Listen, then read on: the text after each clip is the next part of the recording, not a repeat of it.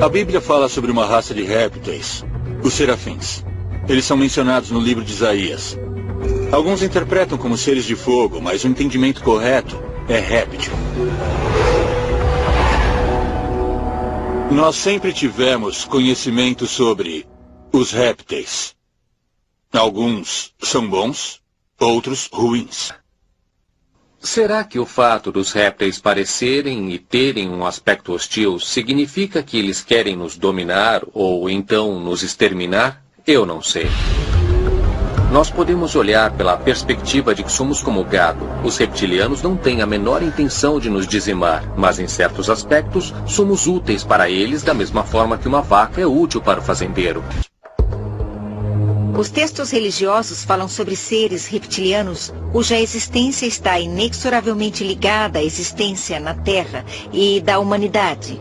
Então, por exemplo, na Bíblia, no livro de Gênesis, há uma história sobre a serpente que tenta Eva, a primeira mulher, oferecendo-lhe o fruto proibido da árvore do conhecimento.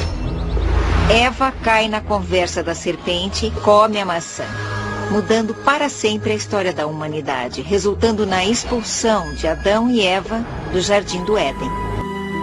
Uma das grandes histórias bíblicas é sobre Adão e Eva no jardim.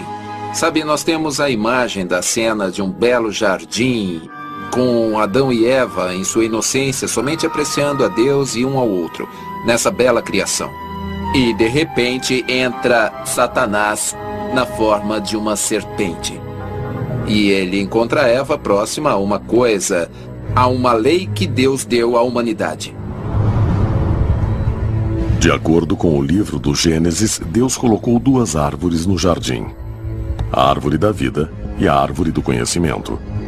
E proibiu Adão e Eva de comer o fruto da árvore do conhecimento. Satanás convenceu Eva a comer o fruto da árvore do conhecimento do bem e do mal.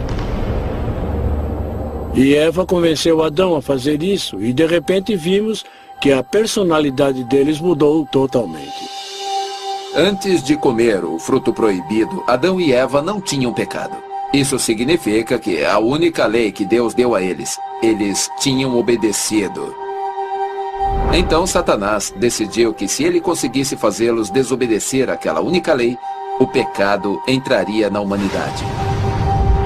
E quando Adão comeu, toda a humanidade, a partir daquele momento, passou a ser egoísta, orgulhosa e, geneticamente, passou a ter a capacidade e, na verdade, o desejo de se rebelar contra a autoridade.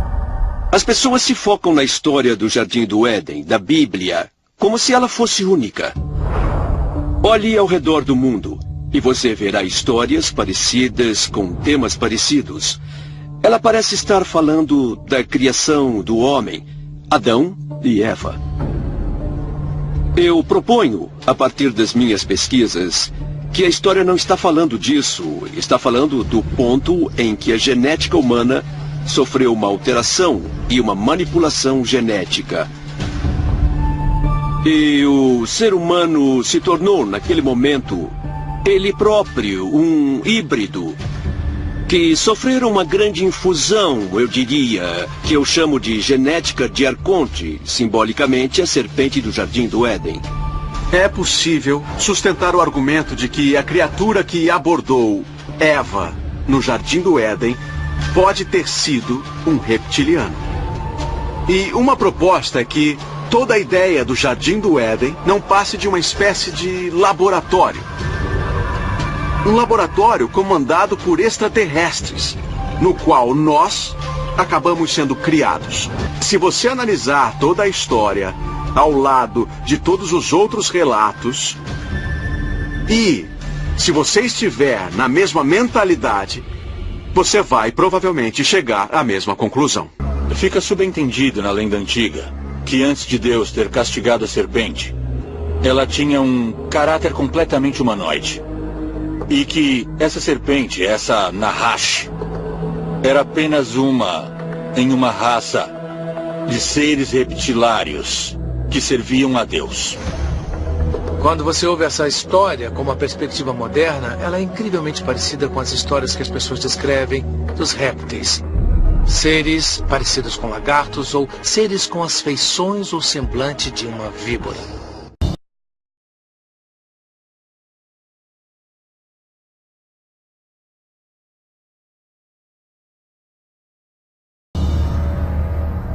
O personagem que conhecemos como Satanás realmente era um ser extraterrestre? Aquele que se indispôs com sua própria espécie para viver entre os nossos distantes ancestrais? Ele, junto aos demais chamados de anjos caídos, na verdade tiveram uma discórdia com Deus. E não por maldade ou arrogância, mas ao invés disso para ajudar a humanidade? É importante que nos lembremos que Satanás faz parte da categoria dos anjos chamados serafins. Os serafins foram mandados à Terra como benfeitores da humanidade, produzindo o conhecimento. As igrejas criaram esse monstro maligno de Satanás, talvez até mesmo do nada, quando na realidade a missão inteira de Satanás estava trazendo conhecimento e sabedoria à humanidade. E na verdade estavam se preocupando com a humanidade, e não loucos para acabar com os humanos. Nesse sentido, Satanás não é um cara tão ruim. Não dá para ter a luz sem a escuridão. Não se pode ter o certo sem o errado. Temos que aprender isso por nós mesmos. E por fim, através das escolhas entre o certo e o errado, nós crescemos e nos tornamos o que somos. E com isso, podemos chegar a ser como os nossos criadores, para que nós nos tornemos deuses. Satanás está querendo transmitir à humanidade toda essa incrível sabedoria que talvez chegue a elevar a humanidade ao nível dos deuses. Mas no Antigo Testamento o Senhor está dizendo, não será tão já. Talvez a humanidade não seja merecedora desse conhecimento. Isso passa a ser então a batalha entre Deus e o diabo. A tentação de Adão e Eva foi na verdade um caso de sabotagem da serpente? Foi um esforço com a intenção de seduzir a humanidade a pecar contra o Criador? Ou pode ter sido o verdadeiro propósito de Satanás, o de encorajar a humanidade a dividir os frutos da sabedoria de Deus?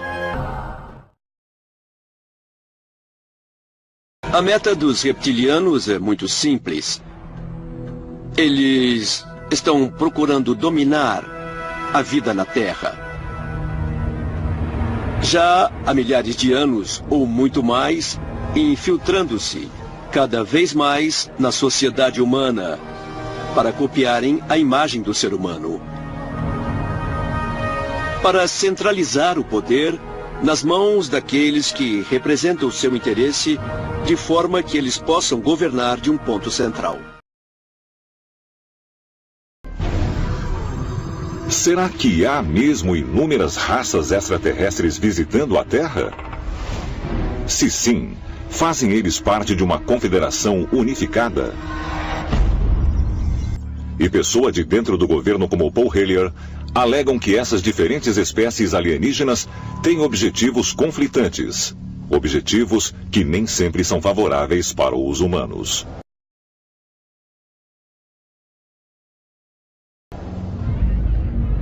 Acho que existe uma situação preocupante que devemos analisar rapidamente, que é se uma ou duas dessas espécies talvez cobisse o nosso território e, como resultado, talvez queiram reduzir a população humana.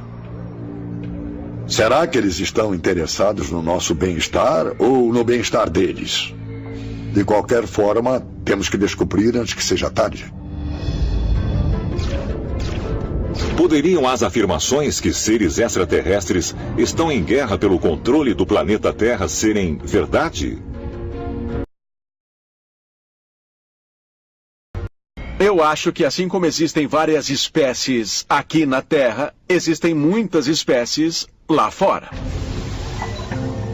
Pessoas lá dentro já disseram isso na minha cara.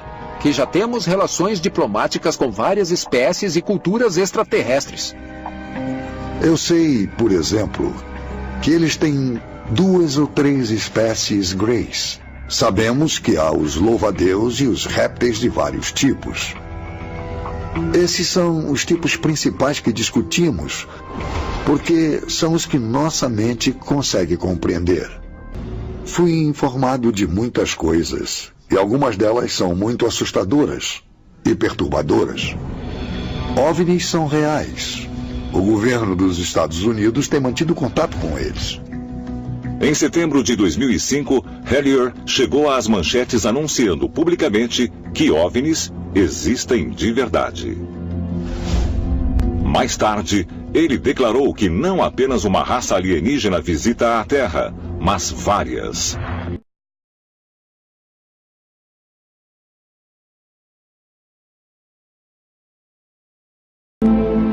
Segundo um relato chamado Nicama Poa, publicado em Nahuatl, a linguagem asteca, um camponês chamado Juan Diego estava andando pelo campo quando ouviu uma linda voz cantando do outro lado de uma colina.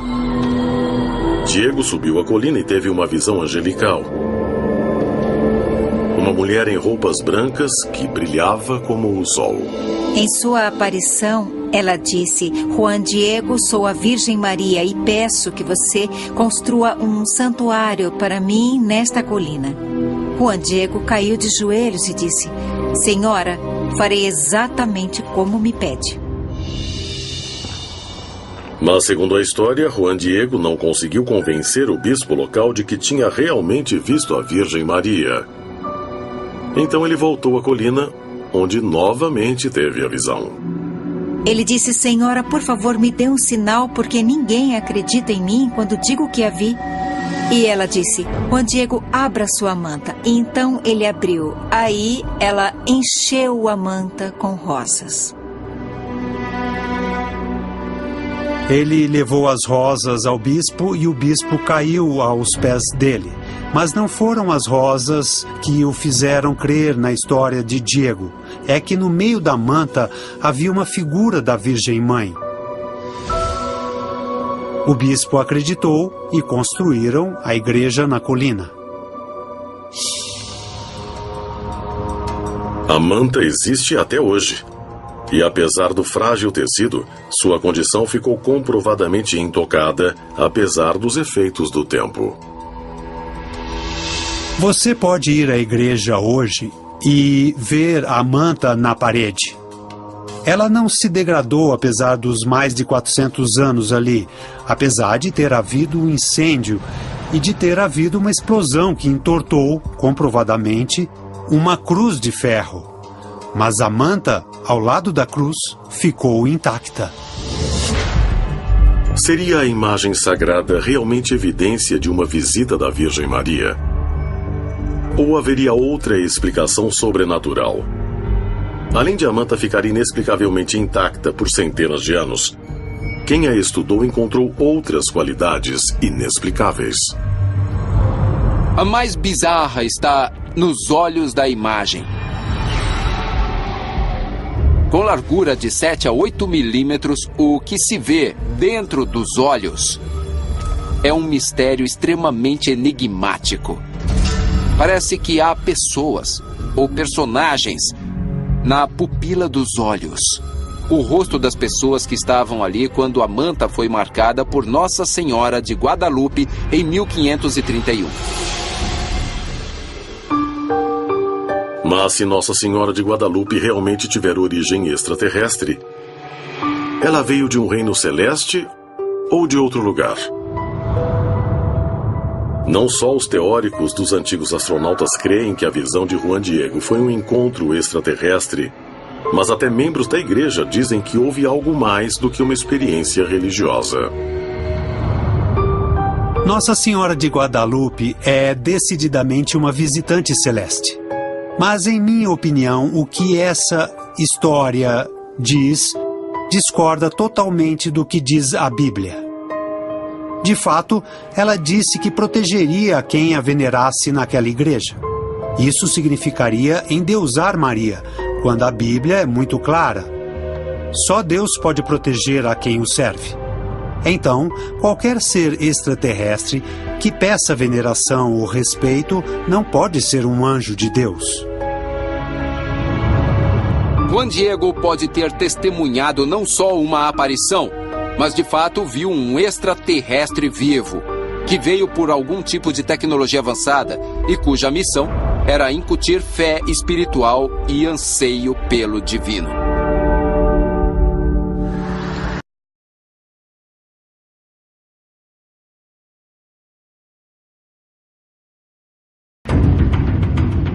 Monte Sinai, século XV a.C.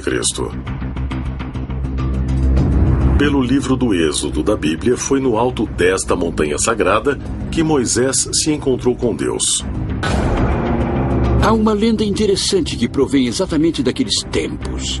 Então, quando Moisés subiu ao Monte Sinai para falar com Deus, uma nuvem desceu do céu e alguém disse que Moisés entrasse na nuvem para subir até Deus.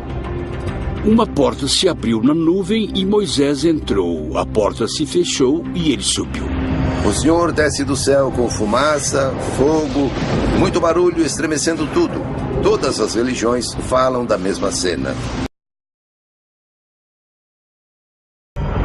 Onde o anjo Gabriel, também chamado Gibril, foi intermediário entre o profeta Maomé e o deus muçulmano Alá.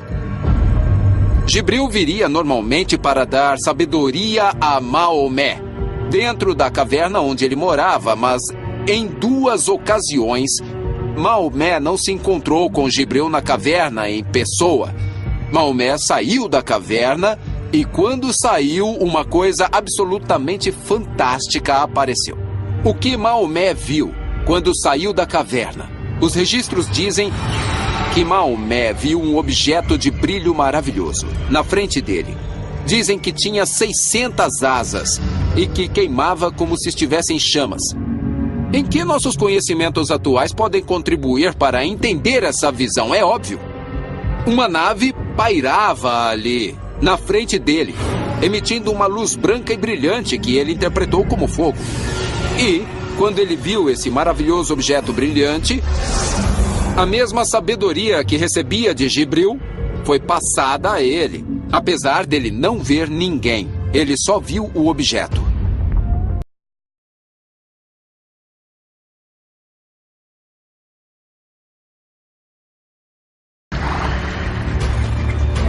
Pode ser que algumas das visões religiosas mais significantes da história tenham sido produzidas, na verdade, por alienígenas em missão secreta. E se for assim, seria um sinal de que alienígenas se interessam por nosso futuro? Talvez a resposta esteja na análise da visão que inspirou uma das mais novas religiões do mundo. Ao se acomodar para dormir, um camponês de 17 anos chamado Joseph Smith começou a dizer suas orações. De repente, sem pré-aviso, uma luz muito forte envolveu seu quarto. E uma figura usando um manto apareceu. Pelo relato de Smith, não só sua roupa era extremamente alva, como toda a sua pessoa era gloriosa, indescritível. Falando do centro da luz, o anjo, cujo nome era Moroni, mandou Smith procurar vários textos sagrados escondidos em uma árvore. Quando localizou a árvore, Joseph cavou e de fato achou os textos. Mas eles estavam numa linguagem que ele não entendia. Em uma segunda visitação, Moroni disse a Joseph Smith onde ele poderia achar o que ele às vezes chamou de dispositivo, algo que permitiria ler os textos. E Joseph Smith recebeu uma tábua de tradução à luz e perfeição dos judeus, com a qual ele pôde não só escrever esse texto, como também pôde traduzi-lo. Então ele traduziu os textos para o inglês e fez o que veio a ser o Livro do Mórmon. E o livro descreve, entre outras coisas, que depois que Jesus subiu ao céu, ele veio para a América e pregou aos povos indígenas daqui para convertê-los à sua filosofia de vida. O livro descreve também que, a certa altura, os textos que formaram o Livro do Mórmon foram postos aqui para que Joseph Smith encontrasse. 7 anos depois, Smith publicou os textos como parte do Livro de Mórmon, estabelecendo a Igreja de Jesus Cristo dos Santos Últimos Dias, uma denominação com mais de 15 milhões de seguidores hoje. Muitas religiões do mundo foram fundadas com a ajuda de anjos. Seja na representação cristã, na muçulmana ou na budista, a opinião geral é que as aparições são uma maneira dos deuses intervirem na Terra junto aos humanos. Os anjos, quando aparecem em lendas religiosas e mitos, geralmente são mensageiros entre o reino dos deuses e o reino humano. Por toda a Bíblia, há histórias de anjos e demônios aparecendo para a humanidade. De fato, São Paulo manda que você preste atenção com quem conversa, porque às vezes você conversa com anjos sem saber. A Bíblia é muito clara. O anjo pode tomar forma humana e aparecer como ser humano. Mas teóricos dos antigos astronautas sugerem que às vezes essas visões celestes e aparições podem não ser de anjos mandados por um Deus onisciente. E curiosamente o suposto anjo que levou Joseph Smith aos textos sagrados, que se tornariam o Livro de Mormon, não professava sua origem celeste, mas dizia ser de outra parte do universo. Agora, Moroni não disse que era um anjo. Ele disse que tinha vivido na Terra por um longo tempo, mas que estava vindo da constelação das Pleiades. E disse que havia muitos outros como ele. Quando olhamos para o histórico do Livro do Mormon, vemos interessantes paralelos com o que pode ser um conto extraterrestre. O anjo Moroni, que apareceu a Joseph Smith, parece que foi mais do que o acaso. É bem possível que Joseph Smith tenha interagido com um tipo de extraterrestre. Os extraterrestres podem ter dado suas mensagens aos líderes do mundo e a profetas, videntes e místicos para nos informar de que nós somos produto de um cruzamento de uma linhagem extraterrestre e que estamos em contato constante com seres não nascidos na Terra. E nós perdemos contato com essa história só porque nos recusamos a crer na verdade que está registrada nos livros de história e a ver o que está na nossa cara, mesmo depois dos encontros mais recentes da história moderna. Mas se um ser extraterrestre inspirou Joseph Smith a fundar a Igreja Mormon, foi para quê?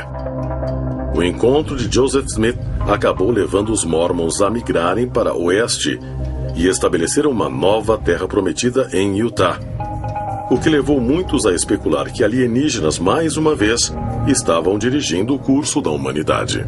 Moroni disse a Joseph Smith que ele seria o profeta e que levaria seu povo até Nova Jerusalém. O mormonismo é um outro exemplo potencial da influência extraterrestre dirigindo o curso da humanidade e influenciando os resultados de eventos históricos aqui na Terra. Será que Joseph Smith, o fundador da religião Mormon, foi guiado por um ser extraterrestre? E se for assim, terá sido esse encontro alienígena outra tentativa de nos levar a uma era mais iluminada? É possível que os extraterrestres não queiram interferir diretamente em nossa sociedade, mas queiram nos conduzir dos bastidores. E mesmo que tenham de nos empurrar para certas direções, devemos sentir que nós mesmos estamos fazendo as coisas, mesmo que esteja havendo condução extraterrestre. Eles continuam se comunicando com humanos através de sonhos ou visões ou outros meios de comunicação indireta, para nos orientar, mas para dar esta orientação sem interferir materialmente. Será possível que tenham se retirado de nossa realidade porque devemos nos modernizar? Pode ser que o propósito seja nos dar a oportunidade de segui-los, sem sermos forçados. Porque se fôssemos forçados, simplesmente os veneraríamos como deuses e não aprenderíamos nada. Mas fazendo tudo nós mesmos, fazemos nosso caminho. De fato, fazemos nossa experiência ascensional e nos tornamos mais como eles no processo. Será que a vida na Terra vem sendo influenciada por encontros alienígenas há milhares de anos? Será que as visões divinas, os sonhos proféticos e as aparições de OVNIs são sinais de que somos manipulados por uma raça mais avançada? Será que esses encontros não são para que eles nos conheçam, mas para que nós conheçamos a eles? E se for assim, para onde estariam nos conduzindo? Talvez estejamos nos aproximando de nosso destino final. E chegando lá, voltemos a ser reunidos a nossos ancestrais alienígenas.